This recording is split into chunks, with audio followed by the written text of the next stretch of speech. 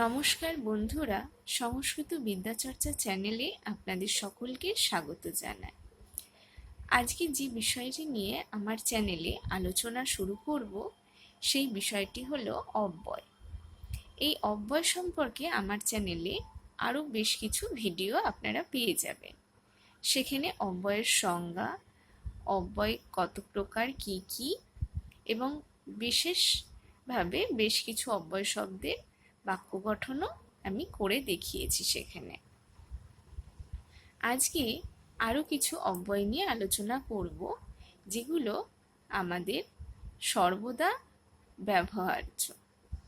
মানে বাংলা থেকে যখন সংস্কৃত অনুবাদ করা হয় তখন এই সমস্ত অব্যয় শব্দের সবসময় প্রয়োজন হয়।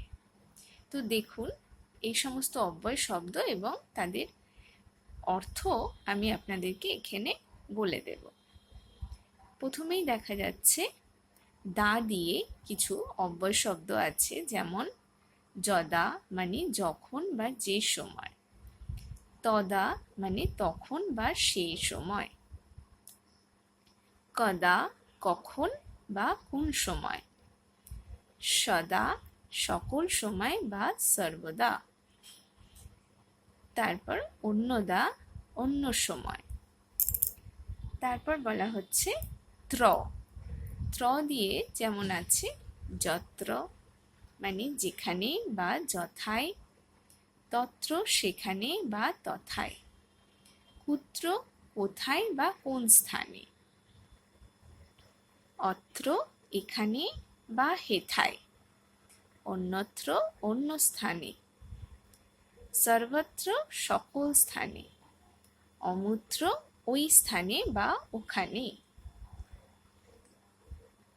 তারপর থা দিয়ে কিছু অব্যয় শব্দ আছে, যেমন যথা বা যথা, যেমন বা যে প্রকার, তথা তেমন বা সে প্রকার, অন্যথা অন্য প্রকার, সর্বথা সকল প্রকার।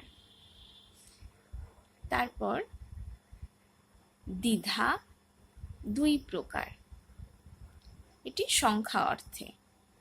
কথম কি প্রকার বা কেন। ইত্থম এই শব্দটির অর্থ হলো এই প্রকার। এরপর আসছে বথ যুক্ত হয়ে। বথ মানে মতো। তো রামবধ বললে রামের মতো, সূর্যবধ যদি বলা হয় তাহলে সূর্যের মতো, জলবৎ জলের মতো। তারপর আসছে তস যোগে, যেমন ইয়তঃ মানে যেখান হতে, ততঃ সেখান হতে,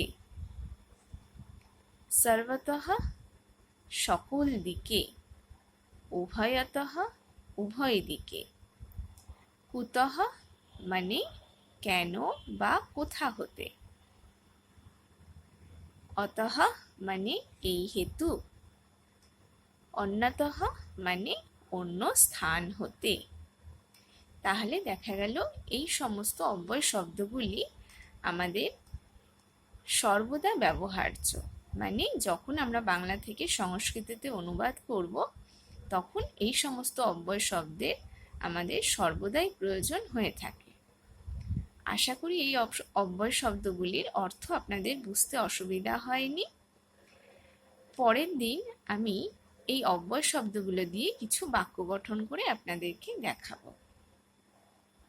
আমার চ্যানেলে বাংলা থেকে সংস্কৃতে অনুবাদ বিষয়ে আলোচনার সময় এই অব্যয় শব্দগুলো দিয়ে অনুবাদ আপনারা পরে আমার চ্যানেলে পেয়ে যাবেন।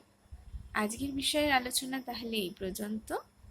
আবার অন্যদিন অন্য কোনো বিষয় নিয়ে আলোচনা করব। আপনারা আপনাদের মতামত অবশ্যই কমেন্টের মাধ্যমে জানাবেন।